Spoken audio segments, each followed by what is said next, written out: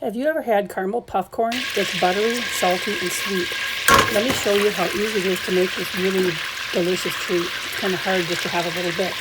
Anyways, in a 2-quart kettle, combine 1 cup of butter, 1 1/4 cups of brown sugar, 2/3 cup of light corn syrup. You cook this on medium heat, stirring constantly until the mixture is boiling. Then you stop stirring and turn the heat down a bit, and then let the caramel mixture boil for 3 minutes.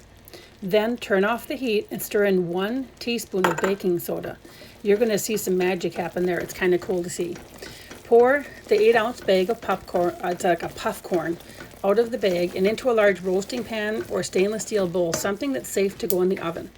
You pour the caramel sauce over the puff corn and you stir it up. Then you put this in a preheated oven that's preheated to 250 degrees Fahrenheit, and you bake it for 45 minutes uncovered, but you stir it about every 10 to 15 minutes. It gets kind of sticky. Remove it from the oven and divide it between 2 large sheet pans that have been lined with waxed paper, and you just let this cool. Once the caramel is cooled, you'll be able to break it apart, and then you can put it in an airtight container. It's going to last for a couple of weeks. It's great for a delicious treat during the holidays. Gosh, you can really make this year-round. Serve it on game day, anytime that you want a delicious snack.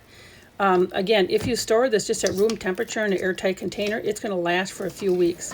I hope that you give this recipe a try. It's really good. Enjoy.